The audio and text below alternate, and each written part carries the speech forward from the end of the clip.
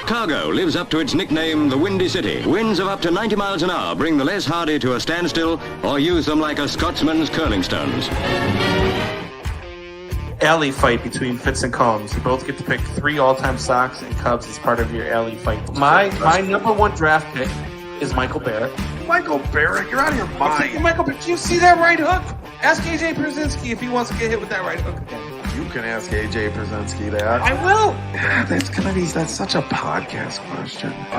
Shut up. Go to Rizzo. It's in time. And the Chicago Cubs win the World Series. Uribe has it. He throws. Out! A White Sox winner and a World Championship.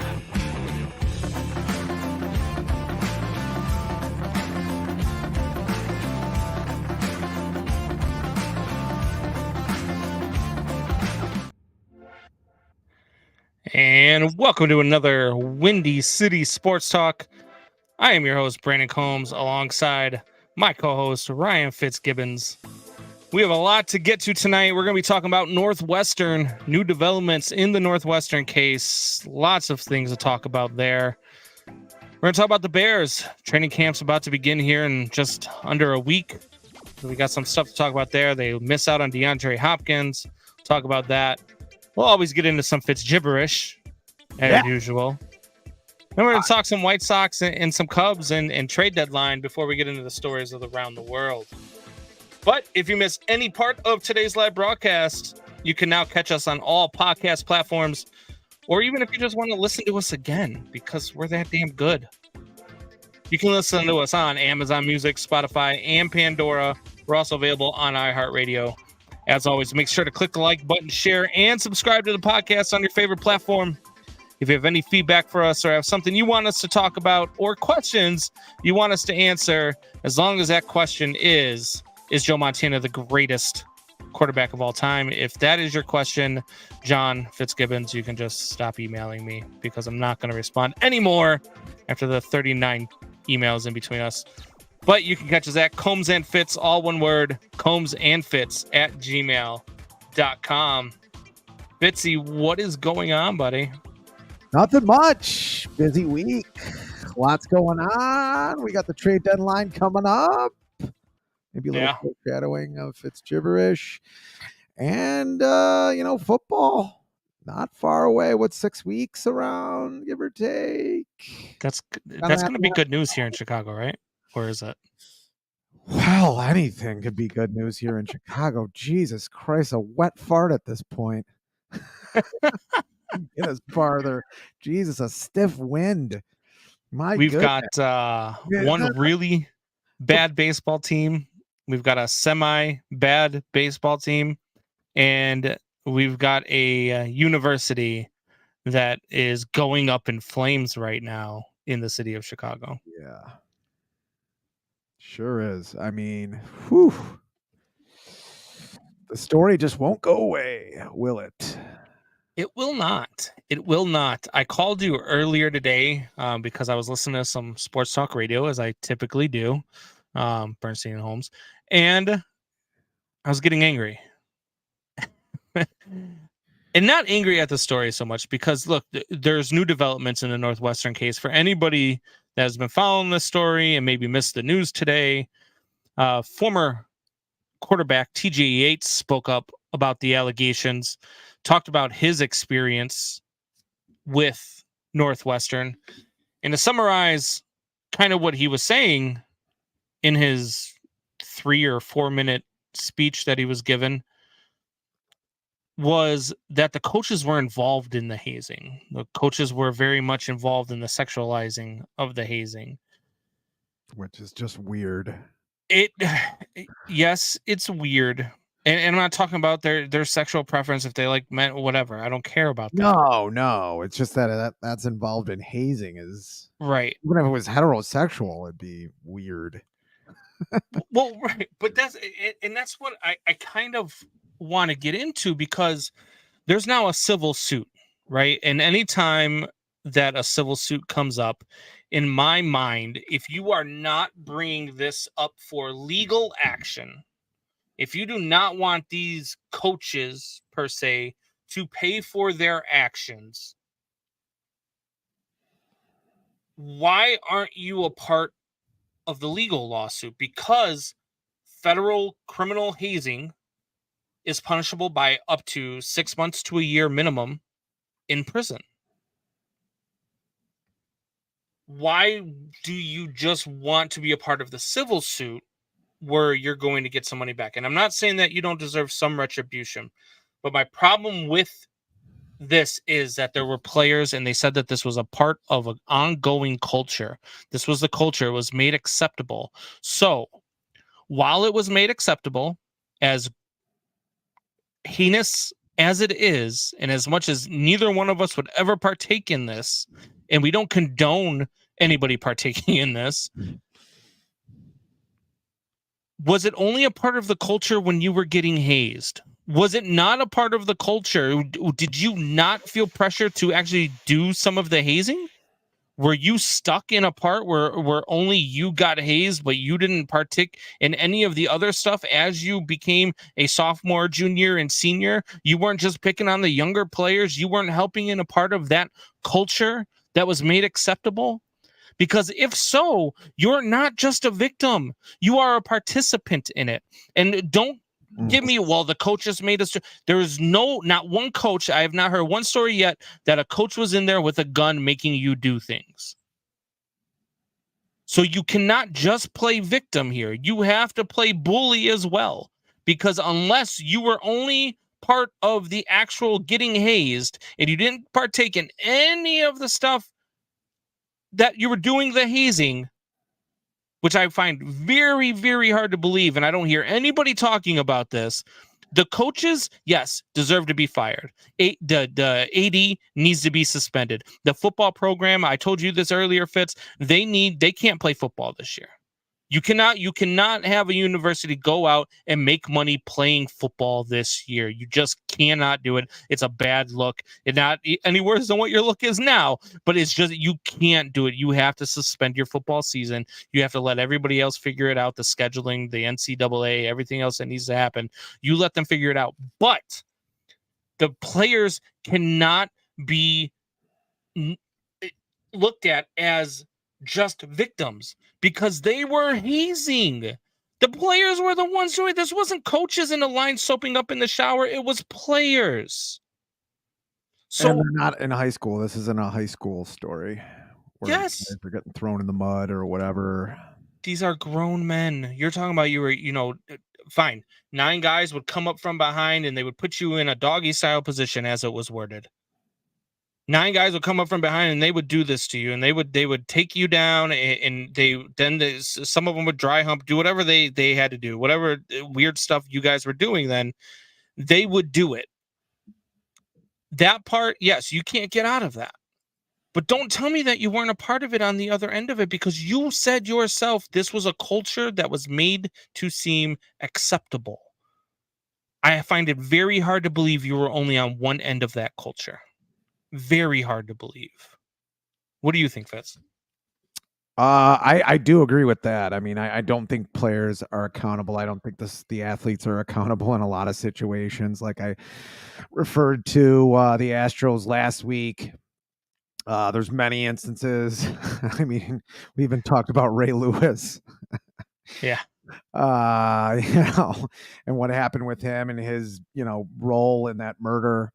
That athletes aren't. They're given a free pass a lot. I mean, and like I said, this isn't a high school story. These were men. Yes. Should the coaches be accountable more than what these, somewhat to us, were kids at the time, should be? Yes, but still, these are you're getting into your years where, heck, if you were drinking and you got into an accident, you're going to jail. So you're not liable for this, or what players were involved? Yeah, it was widespread. So you're not going to go through any of the players. And from what I see, the athletic director maybe got on a suspension, maybe not. Didn't know anything about it. I know he's newer to Northwestern. What is it, like 2 or 3 years he's been there? Yeah. But still, I mean, if it was this widespread, you're right. I mean, everybody had to be in on it a little bit. And if that's true, I mean, I just don't know how you can let this happen for this long in this culture that we're in now in 2023. I mean, you go back 10 years, you shouldn't even have been doing this. You're doing it now. It's just really bizarre and like self-destructive almost. It's like taking a drink before a job interview or something like that. I mean, there's a lot of parallels you could make, but it's not. You can't be doing this as a head coach. If you know this is happening, you can't keep letting this go on, especially when you're tough on other things as a university. When year in and year out, you're not a very good team. They've had some pretty good teams there under Pat Fitzgerald, but traditionally you're not a good team because of your standards for bringing in kids from high school or even from another college. Like, because it's all about academics, right? It's They're all an about academic university. and they're not going to bring a guy in who just had a DUI either. You know what I mean? They're not Florida State or Miami in that regard. So there's a lot of limitations they have. So you have those limitations, and then that's what I don't get, that disconnect.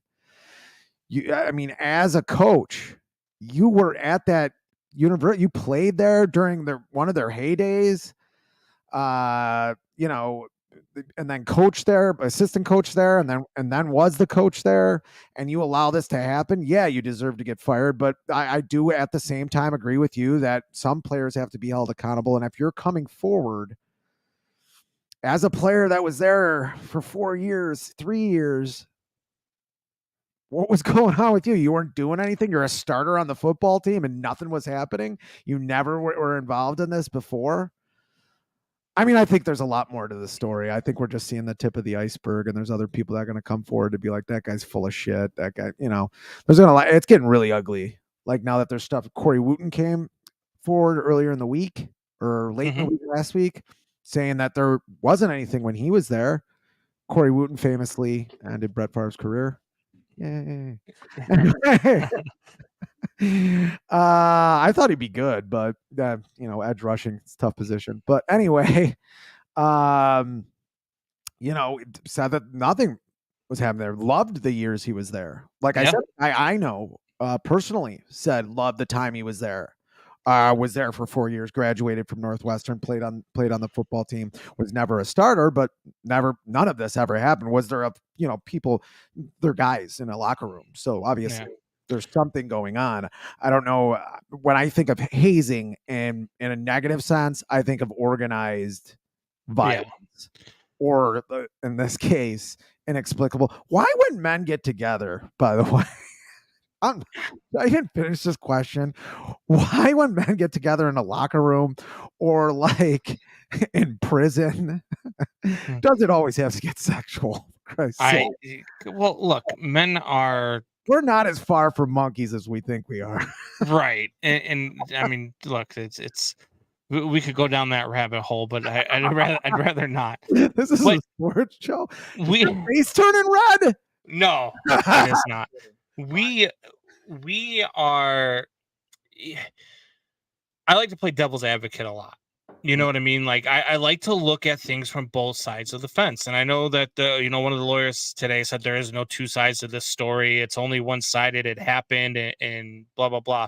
There are two sides to this story. You're just not telling the other side of it because you're trying to make money and you're trying to make a name for yourself off this case. And we'll get to the lawyers here in just a minute because I've got a problem with these lawyers as well. Doubting Thomas, I met Coach Fitz in a restroom once. Nothing happened. I am not. I don't know where I'm at with this. I don't know because, again, when you see a civil suit come out and people aren't going after people like this legally, I feel like there's an issue there. I feel like it's money driven. Nobody's knocking on TJ Yates' door to come play quarterback in the NFL or even be a backup or a third string quarterback in the NFL. Maybe there's something there for it. Or on the other side of the fence, maybe all of the allegations are 100% true. And maybe guys like Wooten Maybe guys like the anonymous person that you work with, who you said was backup quarterback, but you won't tell me who the starting quarterback was when he was a backup quarterback. Maybe those guys are too embarrassed to admit that it actually happened.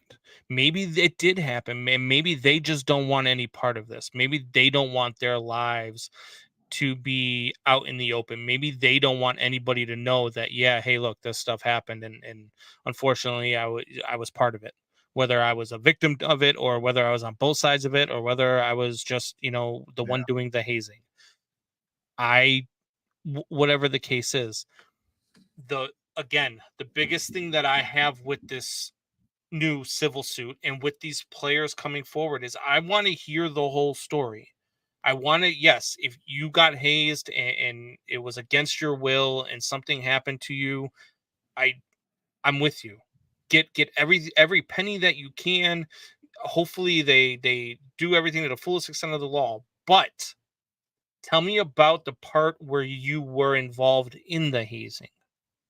Because it can't just be a one-sided culture. It can't just be a culture that was so accepting. It was made so known in that it was okay to do this stuff that you only got hazed. That is a very, very hard sell for me. Yeah, but I mean, beware of the sound of one hand clapping. Like, there's always another side of the story. If you're just hearing one hand clapping, which Bart Simpson famously made the sound of one hand clapping, but if you beware of the sound of one hand clapping, because there's always another side to the story. My only thing with it is, and maybe he's being told this by lawyers, why isn't Pat Fitzgerald out there screaming and yelling about it? Saying anything, because he knows that there's probably something behind this. And two, famously, O.J. Simpson won the criminal trial, lost the civil trial. So 110%. Always easier to win a civil trial. Yeah. 110% Fitzgerald knew about this. 110%. I don't think there's any way he didn't know that there was something going on. Now, whether or not he took part in any of it, that still is out there. But another thing that I have noticed about all of these allegations is none of them have named him by name. Nobody has gone out and said, hey, look, man, Fitzgerald. I hate saying Fitz because I start thinking, yeah, Fitzgerald. Fitz gibberish anytime he wants. Fitzgerald was, they don't say, hey, he was a big part of this. He initiated it. He was in the locker room doing part of, like, none of that has come out yet. There's a lot of vagueness to a lot of these stories. There's a lot of one-sidedness to a lot of these stories. So I can't sit and just believe that there's just a bunch of victims here and none of them were part of the hazing, because again, it's just a tough sell to me. And these attorneys that are coming out with these guys and talking about how it's a civil rights issue, they can stop right there, because look, I get that there's allegations of, mistreatment to minority players and all of this stuff, but there were white players that were getting hazed too. Mm-hmm. You know what I mean? So I don't know where they're going to go with this. I don't want to see it get turned into this and forget about all the other stuff. Yes, every part, every detail, anything that was done illegally, anything that people need to be in trouble for needs to come forth, and those people need to get in trouble for it. To whatever extent that is, I don't know. However, we can't make this about two lawyers that are trying, and probably more, as more players will come forward to try to get a piece of the pie. You can't just take the word of lawyers who are just trying to make a name for themselves, especially lawyers that all of a sudden are coming forward that you've never heard of. And that is the case for me with these two attorneys that come forward today, Ben Crump and Stephen Levin. I have a hard time with these guys, and I want to share with you guys some of you guys will see this. If you're watching us live, you'll hear it if you are on the podcast form. But let me go ahead and set this up, and I want to play the interview from the attorney, and then I want to react to it with Fitz here. So just here we go. Fitzgibbons, not Fitzgerald. Let me go and play this. This is shocking, deplorable, appalling, but it is not surprising. Flanked by 4 former Wildcats football players, civil rights attorney Ben Crump took aim Wednesday at what he described as a deeply rooted culture of hazing and abuse within Northwestern University's athletic programs. It is apparent to us that it is a toxic culture that was rampant in the athletic department at Northwestern University. Okay. If the coach or coaches didn't know, it would have to be malfeasance. It would have to be they were asleep at the wheel. The graphic, sexually intense behavior was well known throughout the program. We were physically and emotionally beaten down, and some players have contemplated suicide as a result. Former Wildcats football players Warren Miles Long, Tom Carnifax, Simba Short, and Lloyd Yates, a former wide receiver and quarterback whose great-grandfather, father, and older brother all attended Northwestern, shared similar stories. We were all victims, no matter what our role was at the time. But the culture was so strong that we felt we had to go with it to survive, to be respected, and to earn the trust within the football program. There was a code of silence that felt insurmountable to break. Yates says that code of silence was particularly hard on players of color, many of whom were the first in their families to attend college. They had so much at stake and had no voice or power to stop the abuse. So today I'm proud to come forward amongst my brave teammates here today to let the truth be known, a truth that is perpetuated for decades.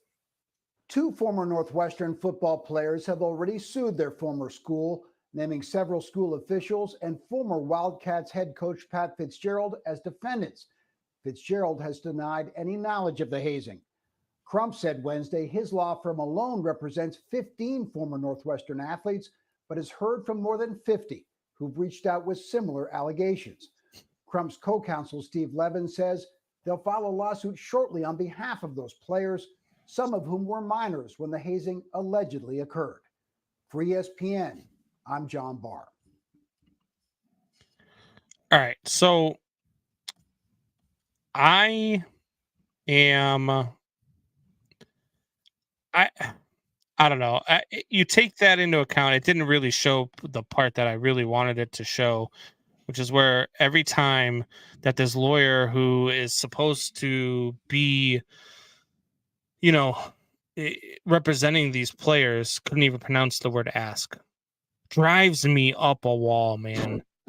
Drives me when you constantly say you got to ask. You ask the players. Dude, stop, man. You can't be a part of this. And then you have a part in the story where the other lawyer who, they talk about Lloyd Yates. I keep calling him TJ. I don't know why, but Lloyd Yates, the old backup quarterback. Yeah, I do too.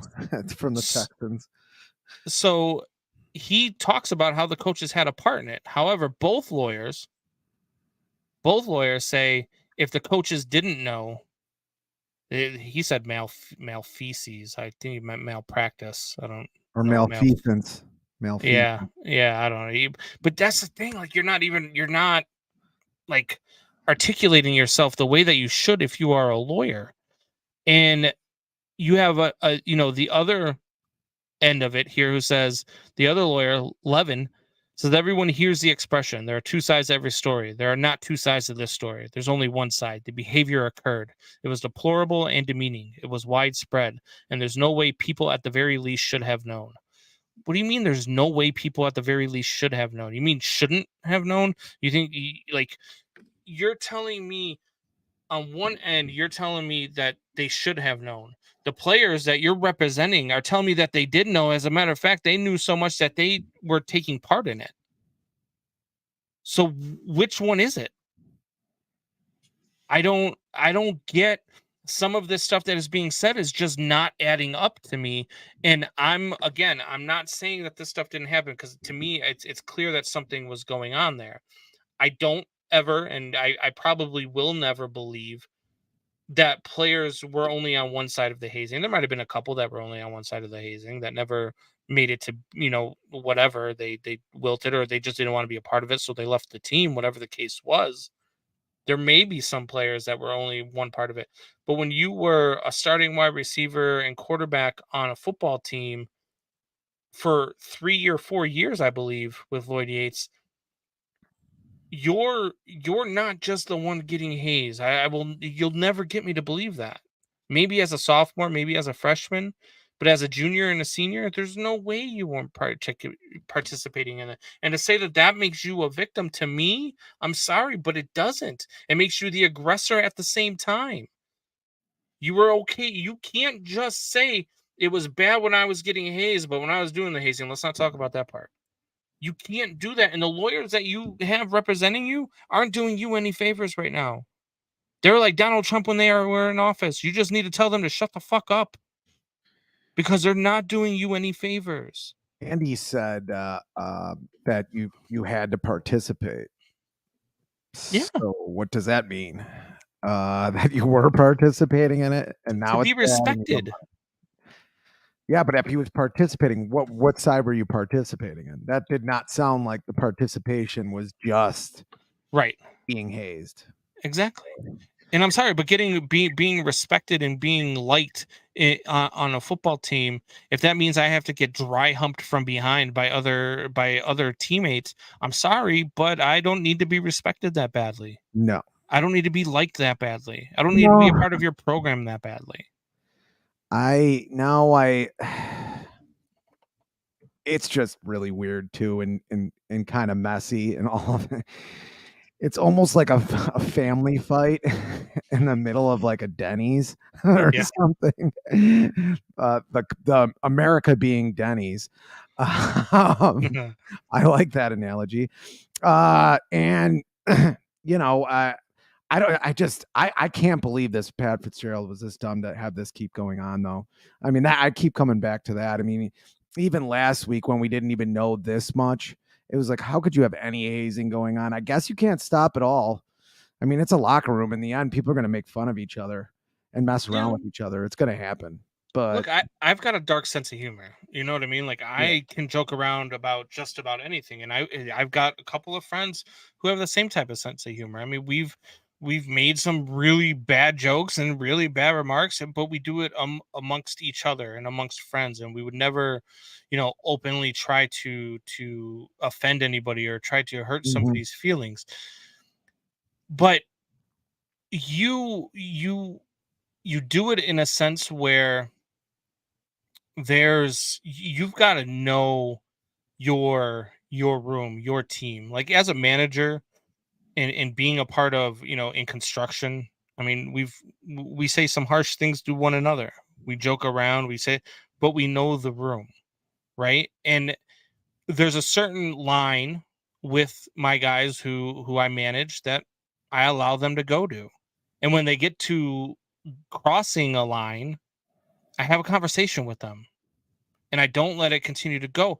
However, there is some things where you're just like, hey, whatever, if that's what you guys want to do, go ahead and do it. I mean, that's your guys' thing. You can't, in this environment, as a football coach, as a head coach of a Big Ten school, you can't knowingly allow this stuff to happen. If it's happening behind your back, that's one thing. You still need to be fired for letting it happen behind your back because you don't have control. And I've said that from the start. I'm okay with Pat Fitzgerald being fired. I agree with it wholeheartedly. I just think everybody else needs to have some punishment go along with it as well. And you have to know what is going on, and you have to know the room, and you have to be mindful, especially being in the social media world that we live in now. Yeah, and the sensitivity that people have towards stuff like this now more than ever. It's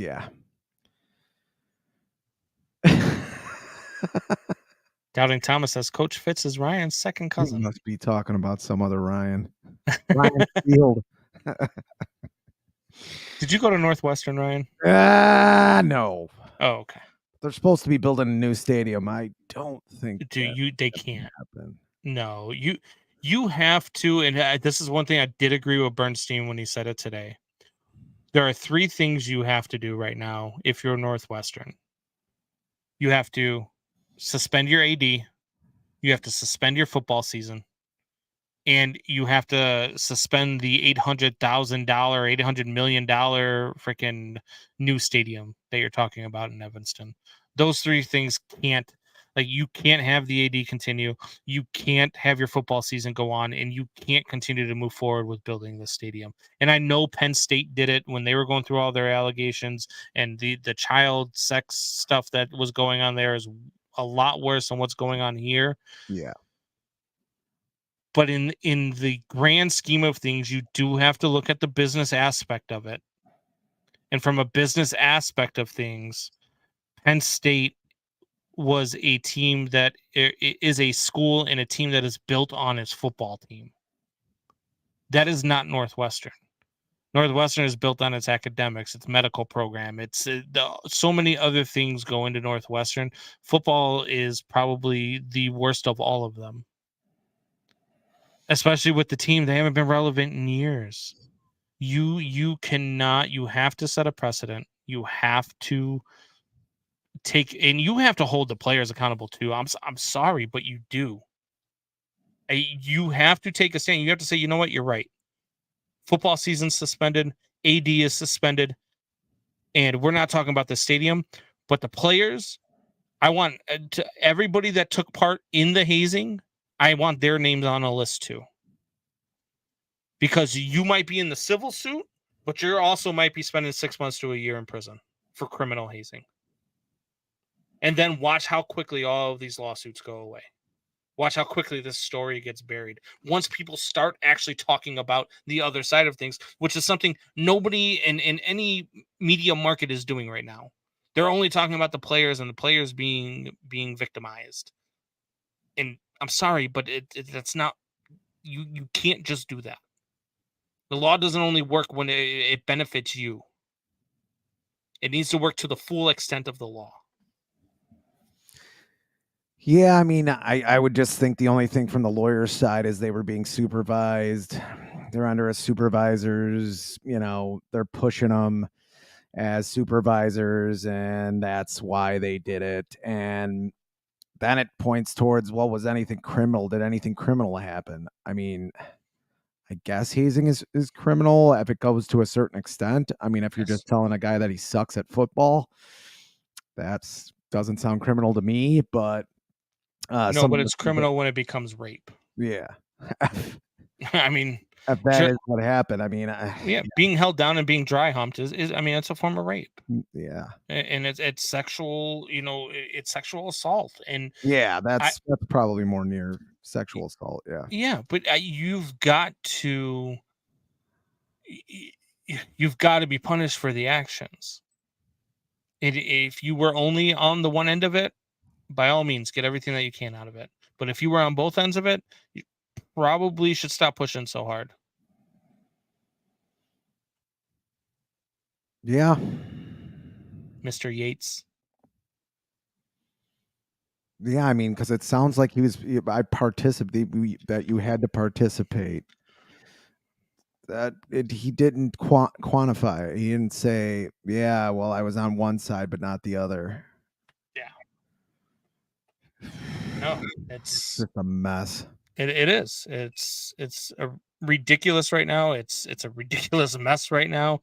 The whole thing at Northwestern right now, it's just, If you Weird are that it's Northwestern and not like I said earlier, like Florida State, right, or anybody in Florida, or any college of Florida, any college of Florida, even Miami of Ohio. all right. So speaking of dumpster fires, we have a team that was a dumpster fire last year, but we're hoping they're not a dumpster fire this year, and that's the Chicago Bears. And training camp is starting soon, and we've got a lot of things going on. As a matter of fact, Bears fans are going to be on edge all season long.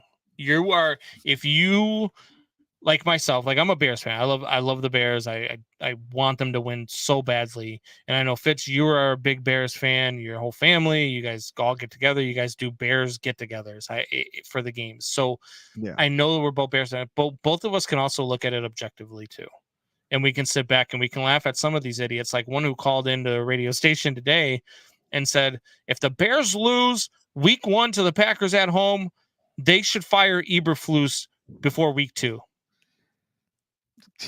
That's not going to happen. Who's going to coach the team? You're going to lose the locker room week 1. They won week 1 last year.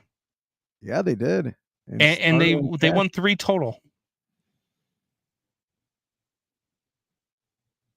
Yeah, I mean, that's a Bears fan for you. That's a Bears call. That only Bears fan. I don't think that's going to happen either. And like one of our sister shows said, Jordan Love is not going to be the best quarterback. No. In the division this year. It's just not going to happen. We can make the argument that Justin Fields isn't going to be the best quarterback. He's definitely the most talented. That's for sure. I mean, Jared Goff and Cousins. And we are now talent-wise. But yeah, you have to be optimistic. This is probably the only team you can be truly optimistic about. I mean, the Cubs, they look okay. I mean, the football score they put up yesterday reminded me of football a little bit. Yeah. Made me a little nostalgic for it. So, I mean, the Cubs, yeah, I mean, I guess they're doing all right, but you really wanted to see them play better this season than, sitting at 7-6 games under 500. The Sox are complete collapse.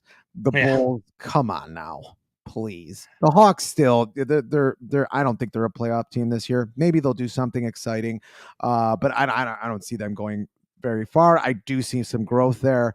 The most exciting team and in the league where you can turn it around in 1 year is the NFL. And I think if anything, if you want to be optimistic about anything, as a Chicago fan, it's that, and maybe all your teams suck and you're going to have better draft picks going forward. Well, we have aligned ourselves with the Dads with Bacon network, because we're dads and we both love bacon. And the group is actually headed by a Milwaukee-based fan group. And as much as they would like you to believe that week 1 versus the Packers is the most important game in recent memory, I beg to differ. Because, look, you could lose week 1. If they lose week 1, Bears fans are going to lose their minds. Bears fans are going to go crazy. They're going to start jumping off bridges and tall buildings and stuff like that. But if they lose week 1 and then go 15-1 or 16-1, was week 1 really that important? Yeah, no. It's not going to make or break your season in week 1. The question around here that's actually a more legitimate question is, with training camp ramping up, if the Bears aren't as successful as we believe they can be, if they're not, let's say not even just a playoff team. Let's say if they are not an 8 or 9 win team at the very least, can Justin Fields still be the guy? Is Justin Fields still the quarterback the Bears drafted and thought that they drafted if they are only a 6-win team this year? It depends on what on what the defense looks like. That's the big variable here, right? If you have a close to mediocre defense and your offense is pretty healthy, and you win 6 games, he's probably not a good quarterback, at least in that year, or he's hurt. There isn't the alternative where he's great. The defense is middling, and they're 6-11. And your brother John is rooting for all of the above. Yes. I just don't see that happening, and they're still in good position if he is bad. That's the thing. That's why you have to see what you have here instead of trading it away. Especially, he's even practicing on the side in between training camp and OTAs. I mean, come on. The guy is definitely dedicated. I'll tell you that. And he definitely has more smarts than a lot of the quarterbacks they have. I always thought Cutler was pretty smart, but Trubisky, I put him on the same wavelength as Tim Tebow. So, I think you got something here. And I think if they stay relatively healthy, even average health throughout the season, I definitely think this is a 9 or 10 win season at least. With this schedule, a lot of people aren't looking at this schedule. And I know teams can turn it around, but some of these teams don't even want to turn it around. The Carolina Panthers are not trying to win this year. Mm-hmm. They got rid of their number one receiver. Some of the teams on this schedule, the Green Bay Packers, I don't think they're looking for a playoff season this year. They're not. They're losing them twice. We can go through the Redskins. No, they're not the Redskins anymore. Oh yeah, the Commanders. Oh boy, here we go.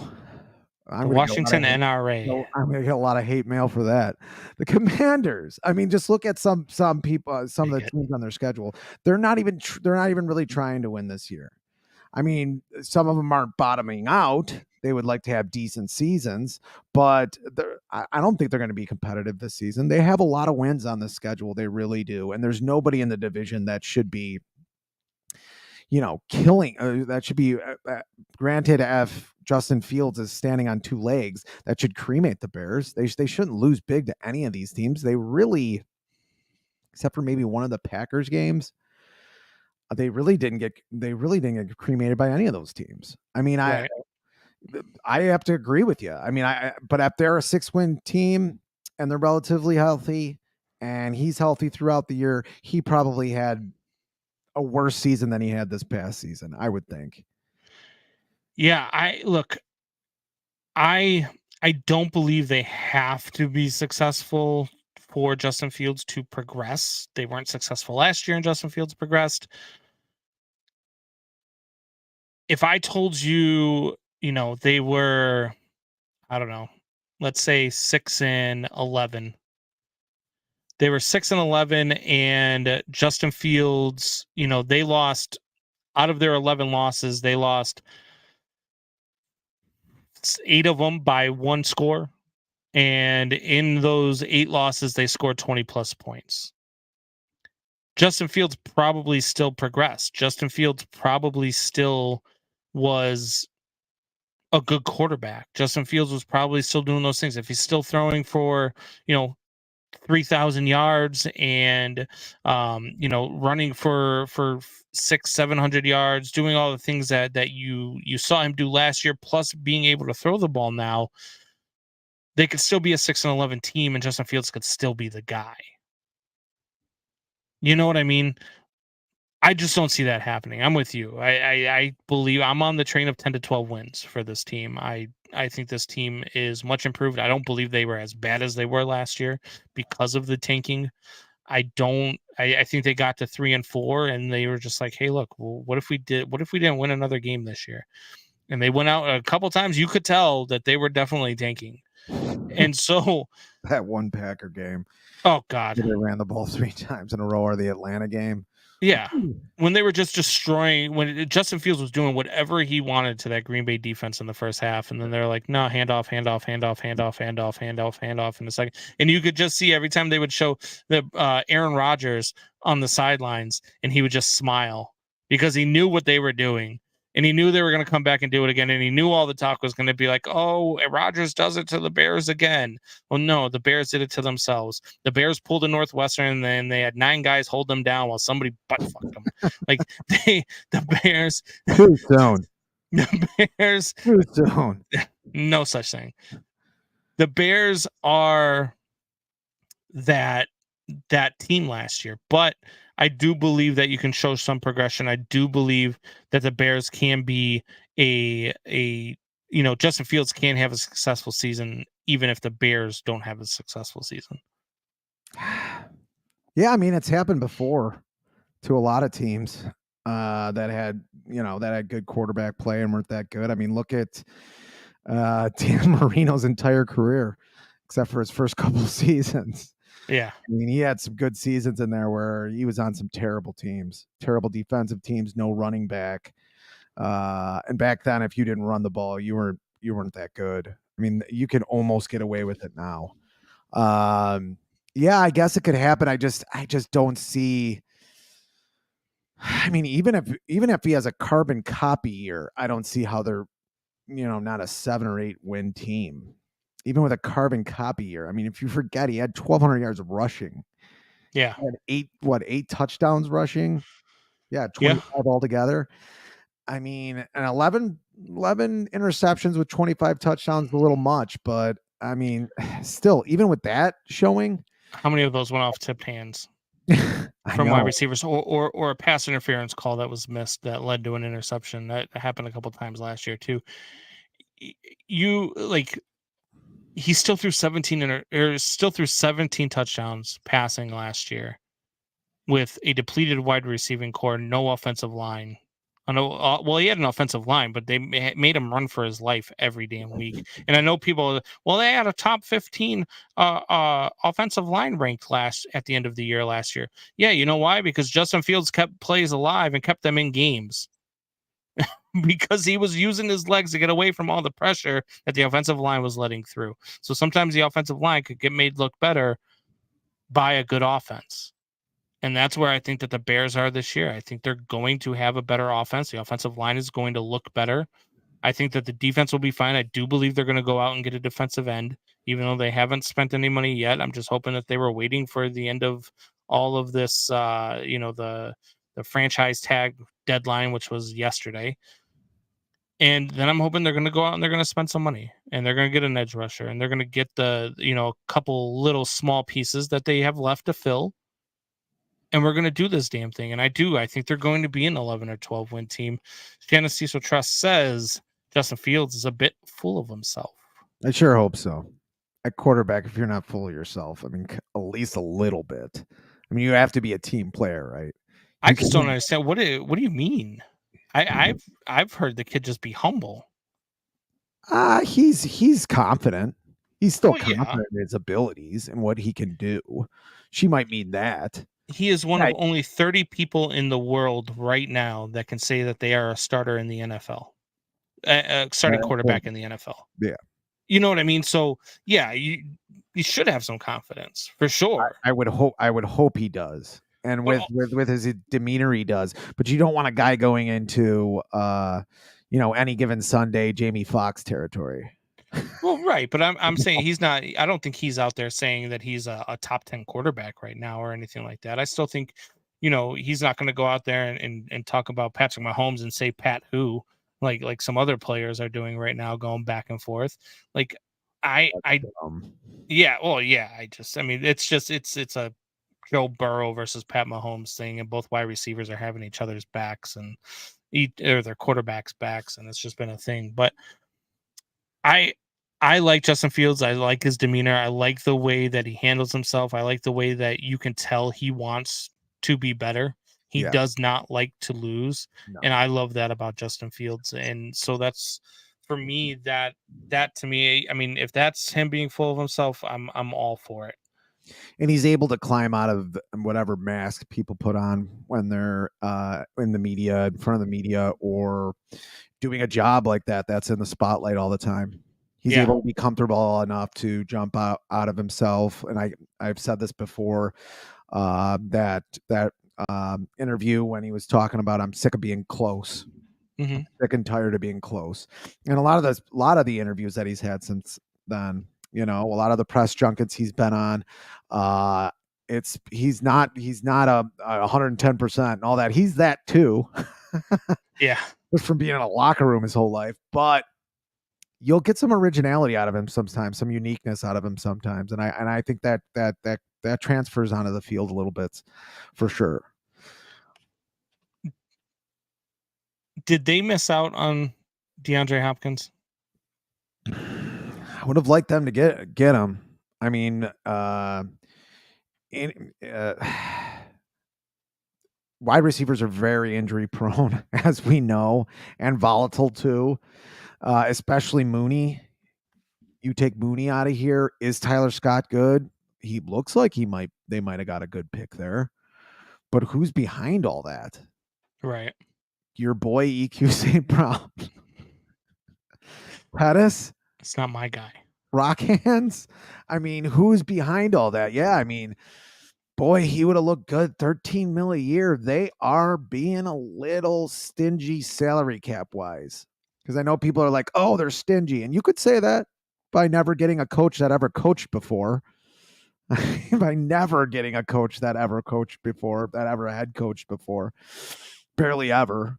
And always trying guys out, doing that, and having half a scouting department for most of the 90s, things like that. They were cheap on, but you can't really be cheap in the NFL. You have to spend money. You have to spend at least close to the salary cap.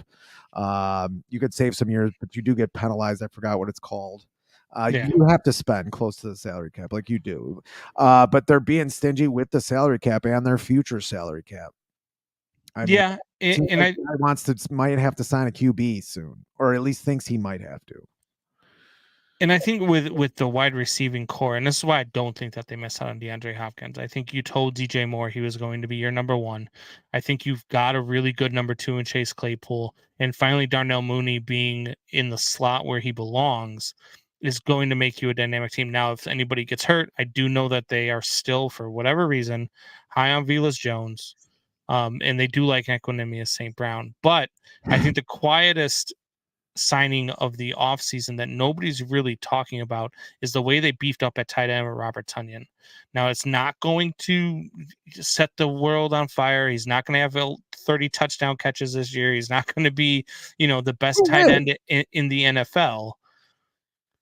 But putting him out there with Cole Kmet and adding on top of that, if you do end up losing one of these starters for a couple of weeks, you can be okay with that because of your depth at tight end. So I think that they're okay with where they're at, and you're not taking reps away from players that you've already told where they were in their positions, and you're keeping the piece in your wide receiving room. You're keeping the piece in your offense because you've got guys that Justin Fields has been working all off season with to add another piece to that mix. Even though DeAndre Hopkins might have been a dynamic player, he is also still 32 years old. He's been in the league for 9 years, and I don't think he's played 16 games in the last 3 or 4 years. So to spend that much money on that guy, I'm not so sure. $13 million a year. But $13 million a year for you look at like Juju Smith-Schuster, who just won a Super Bowl and was a big part of the Chiefs this year. Hate him. I don't like Juju Smith-Schuster, but he only got $11 million. Don't be polite. And he played all 16 games last year, and he won a Super Bowl, and he only got $11 million. I don't think DeAndre Hopkins comes here and beats is the first receiver. I just don't think he is. I mean, then you're not paying him $13 million a year to be a number 2, number 3. Are you going to put him over Claypool right now? I don't know if I do. It depends what Claypool looks like this year. He looked pretty damn good last year. Maybe that's why they don't sign. Maybe that's why they don't sign him because of. Did you see the reel I sent you of the game that he had when he played against the best cornerback in the NFL last year with the Jets? Yeah. He tore him up. Chase Claypool was a monster, but people don't want to talk about that. They want to talk about the fact that he didn't catch on to the offense and this and that. He was hurt for a couple games, and then Fields was hurt for a couple games in there too when he came back. It just, they were never in stride. Yeah. I mean, if you told me, they could have went out and got a guy like Tyreek Hill, or they could have went out and got a guy like, really a lot of other young wide receivers, I'd have been if a 26-year-old stud wide receiver. I'd have been like, well, yeah, they need to go and get this guy, but not a 31-year-old guy who's been in the league 9 years and can't stay healthy anymore. I don't want to see why I pay thought he 13 mil made for a guy sense. like that. That's why I thought he made sense. Why? Because you're a White Sox fan and you don't like any healthy players? Unbelievable. No, that's why I thought he made sense. He doesn't have to be on the field every snap. He's not your first wide receiver. Maybe he's not even your second wide receiver. I mean, but he definitely could definitely. So you stunt Mooney's growth? What's that? You stunt Mooney's growth? Mooney should not be growing anymore. Mooney should be grown. It should be a grown-ass man, for Christ's sake. Well, he's the same age as DJ Moore, for Christ's sake. But he's also had Mitchell Trubisky as a quarterback, and then he had Justin Fields as a quarterback under a head coach. He gave good interviews. And then Thomas checking in. When before he got hurt really early last year, he was starting to have a good season, and then he got hurt. They finally got things going, and then he got hurt. So I like Mooney, and I still think he's still growing just because of the situation he's been in for the first 4 years of his career. Same reason why I still believe this is only Justin Fields' second year, even though it's his third. Yeah. No, I don't count that first season. He didn't even play with the first team. They tried to kill him. Yeah, yes. For the Red Rocket. Yes. Nagy should be charged with attempted murder for what he did in that season to Justin Fields. How is he with the Chiefs? Speaking of attempted murder, you want to do some Fitz gibberish? Fitz gibberish coming right up. Let's do it. It's a special Fitz gibberish. Yeah, all special. Thank you, Combs, and thank you, my friends, for checking in. This is Fitz gibberish, a diatribe, a conspiracy, and an island in the middle of inaccurate and unapologetic sports talk. I flipped those this time.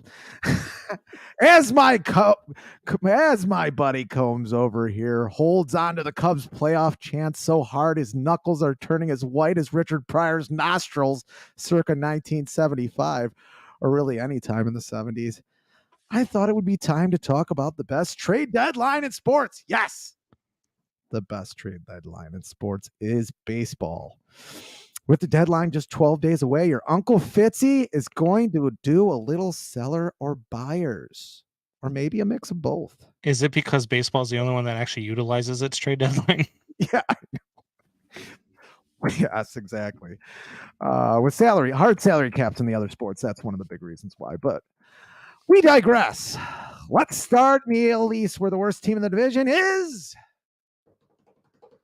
the New York Yankees. Yes. Is this the 1980s or what? The Yankees are in last place, 9 games out of first, but only 2.5 games out of the wild card spot. They still have to leapfrog about 4 teams. Should the Yankees be sellers? With only the 14th ranked farm system, according to Baseball America, which just barely put them in the top half of the league. Yes, I'm going to say they should try to sell a bit of the redundancies they have on the team. At the very least, they should not be buyers. Will they sell? No. Their fan base would create another ground zero in the middle of Yankee Stadium, the size of Hal Steinbrenner's ego. But I still think they shouldn't be buyers. And pretty much that's the only team in that division, that being a pretty damn good division, probably one of the best divisions in baseball history. So we're on to my favorite division, and possibly the worst division in baseball history, the scrappy AL Central. Yes, the Detroit Tigers at 5 games out of the division lead. And I won't even mention the wild card, because no garbage team in this division even sniffs the wild card. With their farm system ranked 27th, most of their young talent on the field, I have them selling short veteran contracts and definitely not buying.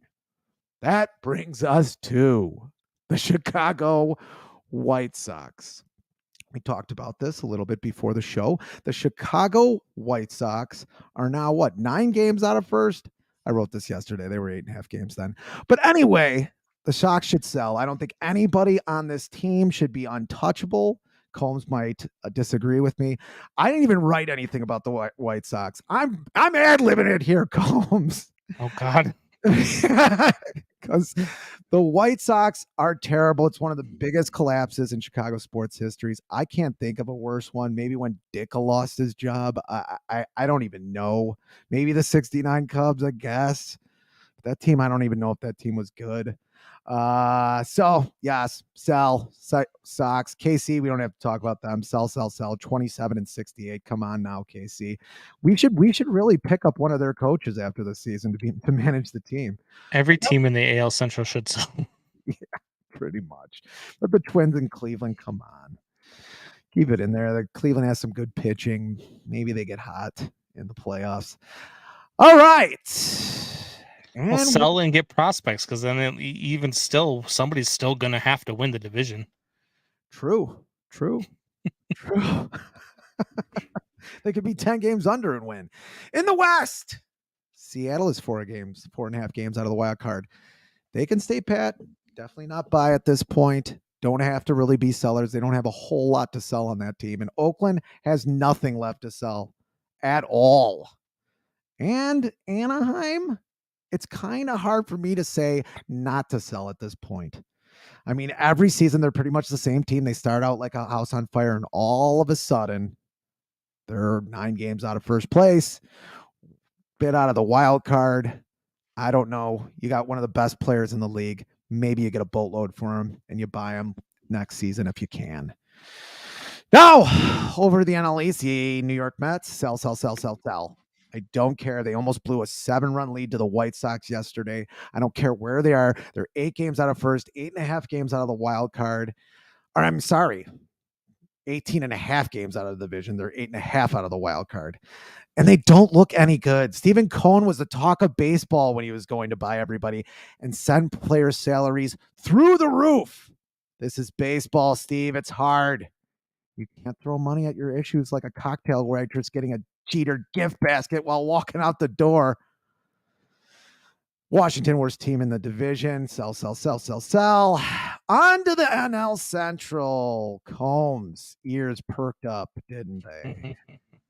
Chicago Cubs with a similar record to the Mets, same record as the Mets. Actually, I say sell, damn it. This team does not have a bullpen or the middle of the order, and don't give me Cody Bellinger. Cody Bellinger hasn't been good since Donald Trump was pissing on hookers. Plus, the Cubs farm system, according to Baseball America, ranks 16th. Middle of the road. Not good enough. Sell veteran short contracts. Keep some of the core. That's fine with me. Do what you want there. See what you can do in free agency. The farm system needs help. And for God's sake, start living in the real world, Cub fans. Grow up. Pirate and Cardinals, sell everybody, for Christ's sake. Jesus Christ, Cardinals, what happened to you? Yes. San Diego, on to the NL West, yes. Or San Diego or White Sox West are 10.5 games out of the first and 9 games out of the wild card. How is this team so goddamn bad? The rebuild has not worked. It sucks. Sell what you can right now. Colorado. Does anybody really care about Colorado? Sell. I don't even know who's on the team. And that's Fitz gibberish, my friends. What do you got, Combs? $1 billion payroll in San Diego. I know that to be under 500. You know the top three freaking payrolls in baseball are all under 500. Wow. Yep. Yeah. Mets, Yankees, Padres. Boy. Yeah. That is tough. Yes. That is really tough. And they're not like terribly injured either. I mean, the Yankees, yeah, they're best player, but come on, you got to get over that. They're in a tough division. They are. I do want to point out, you said the Yankees should be the only team in the division to sell. However, I read a story today, experts saying the Yankees are the favorite to trade for Shohei Ohtani. I will say this. I looked into their farm system. They are very top heavy. And if you want anything with a farm system, you want to be top heavy. You don't want to be bottom heavy, meaning all your good prospects are in second and AAA, and they seem to be playing pretty decent. So you might be able to pull that off. But then what do you have after that? What do you have next season? You better sign them next season. You think That's what the Yankees do, though. Yeah. I mean, it's just that's always been their MO. They spend. They spend in the wrong spots. They don't spend on high end rotations. They spend on high end guys that strike out a lot and hit home runs, and then they wonder why they can't win in October. And right now, they're not even winning in the regular season. They've been bad. I don't know how Brian Cashman still has his job. It's a lot like Kenny Williams, a guy living on the fact that he won a World Series 15 years ago. Yeah. And I'm not a fan of the way that Joe Girardi doing now. Yeah, I'm not a fan of the way that they were at the I'm not a fan of the way that they've been spending over the last 10 years, and I've said that's why they don't win. As far as your Cubs, there we go, and I digress. I don't disagree with you. I'm torn. I don't know if they should necessarily be buyers, but if they decide to be buyers, they do have a top 10 farm system, and they are very heavily rooted in their outfield. Not according to Baseball America, they don't have a top 10 farm system. They've got three of the top 100 in their outfield prospects. Yeah, what the hell does that mean? There's still 97 other players and only 31 other teams. Come on, man. Yeah, but I'm talking about outfielders. I think they have 3 in the top 100, and they're like 27th. They didn't know. Stop it. The White Sox don't have 3 in the top 100. Montgomery is in the top like 30. Yes, Colson Montgomery is in the top 30. They don't have 3 in the top 100. I think Noah Schultz is in the top 50. There's probably another guy from 50. You're making up names now. You're making up names. Who the hell is Noah Schultz? Look up Noah Schultz, 6'9" left-hander, buddy. The next Randy Johnson.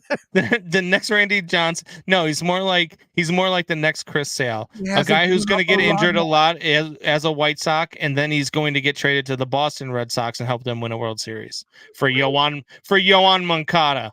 And Michael Kopech. Yeah, those are some great names right now. Aren't both of those guys on the IL? Stop. That's about the Cubs. Yeah. So hey, I don't know if they should be buyers. Whoa. Yeah, they will. They kind of bombed it by the spring. I think that means a good thing.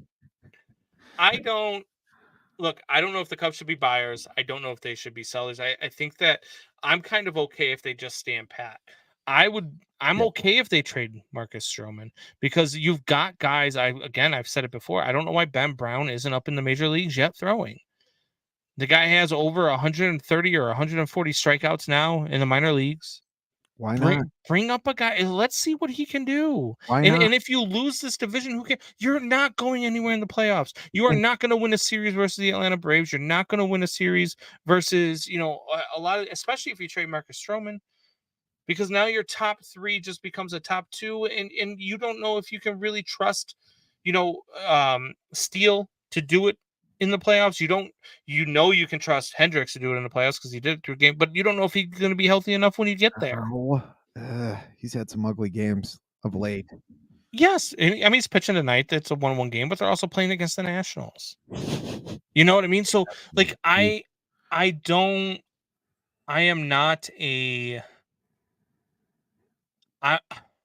the fence. I'm okay with whatever they decide to do. If they decide to buy and they go out and they bring in, a third baseman, whether it's Jeimer Candelario from the Nationals, whether it's Matt Chapman from the Toronto Blue Jays, you go out and you pick up another bat, and you pick up a back end of the bullpen arm, and all you have to give up is a guy like Brennan Davis. I'm okay with that.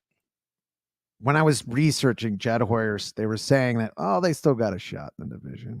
He said, They "Yeah, do. how Who many cares? teams under 500 at this point in the season won the World Series?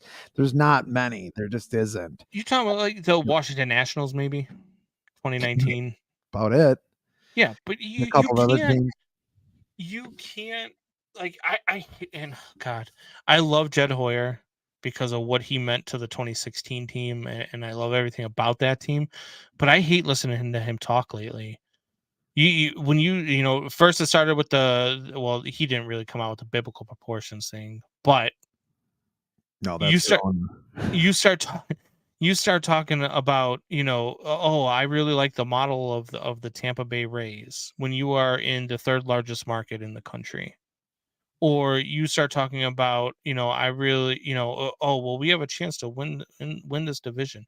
Yeah, sure you do. You don't have a chance to do anything else though, Jed. And that's the problem.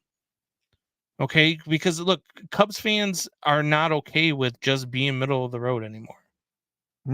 We got thirsty in 2016. I want to see another one so I can actually enjoy it, because I was so stressed out in 2016 that I still have not been able to enjoy that World Series victory. You still get nervous when you watch the games. Dude, I still get chills and I still tear up on the last out every time I watch it.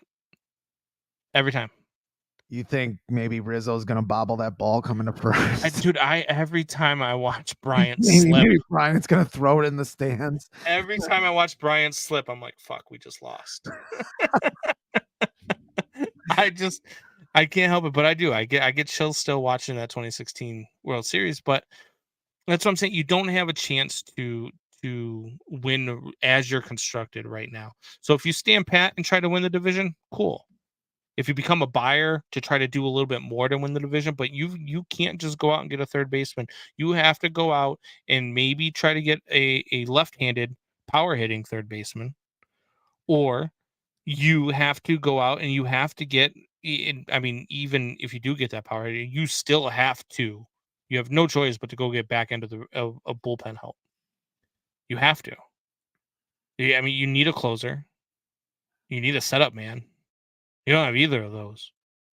So I'm okay with either way that they decide to go with the Cubs. But I do like that Fitz gibberish. I mean, there's a lot of teams that need to be sellers. I was just cracking up at the beginning when you said the Yankees should be the only team in the division to sell, but they're the leaders to trade for Shohei Ohtani.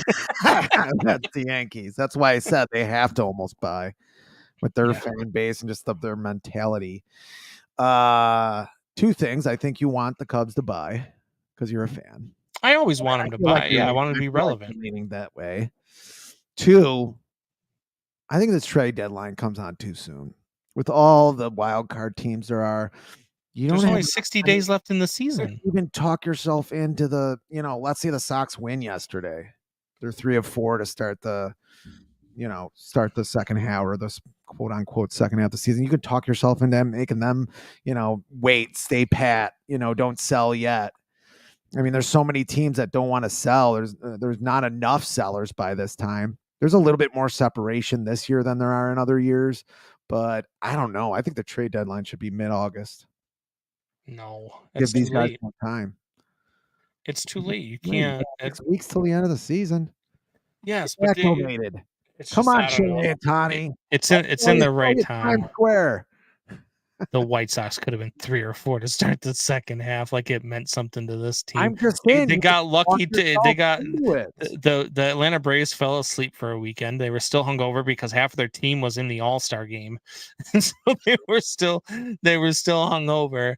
And then you took 2 out of 3, which it looked like a good series. Looked like the White Sox were playing some good ball. And then yesterday, you see some signs of life from Tim Anderson as he goes 3 for 5, and then with the game on the line, pops up. Yeah. In the ninth, like, can't hit them all. You see so much, potential, but then you're reminded that, oh shit, there's still this team that is going to break my heart at the end of the day. It's so tough to watch this outside, and they're down again. I mean, 5-1 to the Mets again. Who here they come? We're another struggling team. So. Doubting Thomas says, I'll trade Giolito for a box of Cracker Jacks. I'll give you a box of Cracker Jacks for him to come to the north side. Yeah, he had a bad start yesterday, but I don't think that's going to change much. I mean, I didn't see much different in what he was throwing. He didn't look hurt. Could have been, but he didn't look hurt. Didn't help his stock. I hear they're asking a lot, and it's just like, come on, for fucking 10 weeks of Giolito, come on, and maybe a playoff run, maybe he gets hot in the playoffs, but we'll just shows you how much bad starting pitching there is out there. All right, well, it's time to close. It's closing time. When we always close with news around the world. Are you ready? I'm ready. All right. So the first thing that I want to talk about, the first story, is actually a sports related story. It's about our guy, Johnny Bench. Everybody's guy, Johnny Bench. He was in attendance for a Reds Hall of Fame induction ceremony this past weekend. The team was honoring the late general manager, Gabe Paul. Paul's daughter, Gabby, was his representative at the ceremony. I was right out of high school in 1960. Gabe Paul signed me to a contract for $400, said Pete Rose. Paul chimed in, "That's cheap." According to reports, Bench was heard saying, well, he was Jewish. And this set our social media driven world ablaze. Fire. People are mad about his anti-Semitic remarks, and we should not be surprised, and this is Johnny Bench, and this is what he believes. There's no way it could have been a joke. There's no way it could have been in jest. Ryan Fitzgibbons, my big-nosed friend. Do I have to defend big-nosed people now? How do you feel about Johnny Bench's remarks? He's a baseball player, and baseball players are dumb. One. Wow. That's something you want to say in a public setting. Like you said, say it privately. Getting older, probably had a few pops that day. If a comedian says this on stage, is there as big of an uproar? Is there a problem with it? Probably not. I think it's said all the time. That isn't setting, and there is something called the Irish goodbye or an Irish wake. I've been to a few of those. I don't remember them all, but but where they say that or anything about the mob and Italians, that's allowed. Certain things are allowed, certain things aren't allowed. You got to know that, so that's your own problem for not knowing that. Everybody's got to pump the fucking brakes, though. Like, come on. We basically, with the help, and I'll say it, of our Jewish friends, invented comedy in this country. We invented stand-up comedy. That's 100% we did. Nobody else in the world knows how to fucking do it. Go over to England. They start with a jazz band. Seriously. I mean, can we just loosen up? Do a little yoga. I mean, gee, we didn't invent yoga, but we definitely popularized it. I mean, just, loosen up, country. For the love of God. And Johnny Bench, yeah, probably an idiot, but a great player. People in this world have gotten so sensitive, and people just are so quick to want to cancel somebody or end somebody's, their whatever you want to call it, whether it's reputation, whether it's life, whatever you want to do. People are so quick to want to interject that, oh, well, he said this. Oh, well, he said that. Okay, well, I don't know what to tell you. So, people can say things joking around. I'll say things to you joking around. Like, I started this whole segment by calling you my big nose friend. Like, we joke around. There are things that we say, things that we do, and we say it in jest. And not everything has a tone to it that suggests, hey, I'm saying this because I hate all Jewish people. What do you think people would have had such a problem with it had the owner been an Irishman and Johnny or Pete Rose had said something to the effect, well, I told him how much I wanted to get paid and he wanted to fight me. And if Johnny Bench would have said, well, he was Irish after all. Everybody would laugh. everybody would laugh. Or he bought me for a freaking, couple cases of Ripple. Yeah. Couple cases of freaking Jameson. Right. Like people would laugh because it's so bad because people want to make it bad. And it wasn't that. It wasn't that at all. He made a joke. People took it wrong. Get a sense of humor. Quit trying to censor people. Jesus. Yeah, and the demonic glee that people have when they cancel other people. It's like ridiculous. Yeah. It's like they're waiting. You like it, and then you're virtue signaling yourself because you're against it. Yeah, but you're so happy that you ruined somebody else's career. Karen. All right, you ready for this? All right, let's do it. We were talking about Florida. Well, right off the coast of Florida, in the Florida Keys, they had an underwater music show. Does this happen in any other state? Big Pine Key, Florida. Hundreds of divers and snorkelers listened to an underwater concert that advocated coral reef protection. Hey, I like coral reefs. Lower Keys Underwater Musical Festival, which also spotlighted eco-consciousness diving, took place at Luau Key Reef, an area of the Florida Keys National Marine Sanctuary. Yeah, you should see these people in this underwater concert. One guy's playing the ukulele. Other guy has an electric guitar. I'm not sure that's safe underwater, but only in Florida. Underwater, the crowd was snorkeling. They played Yellow Submarine, obviously, and some hits from The Little Mermaid. It was a 4-hour musical event. I did not know that. Don't you have to come up? Too soon to be playing Yellow Submarine underwater right now. Yes.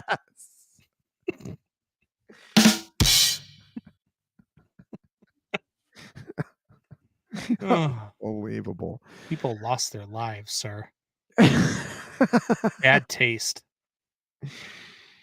Yeah, I mean, but snorkeling. Were they Jewish? There you go. Oh, God. That's it. All right. Well, Fitzy, it's been fun. It's a good show. Another installment of Windy City Sports Talk. We will be back next Tuesday at our regular time, 7 p.m. Central Standard Time. If you miss any part of the show or just want to listen to us again, like I said, tell your friends, tell your neighbors, tell your enemies. You can catch us on all podcast platforms, including Amazon Music, Spotify, and Pandora. We're also available now on iHeartRadio. As always, make sure to click the like button, share, and subscribe to the podcast on your favorite platform. If you have any feedback for us or have something you want us to talk about or questions you want us to answer, you can email us at combsandfitz, all one word, combsandfitz @gmail.com. Good night, everybody.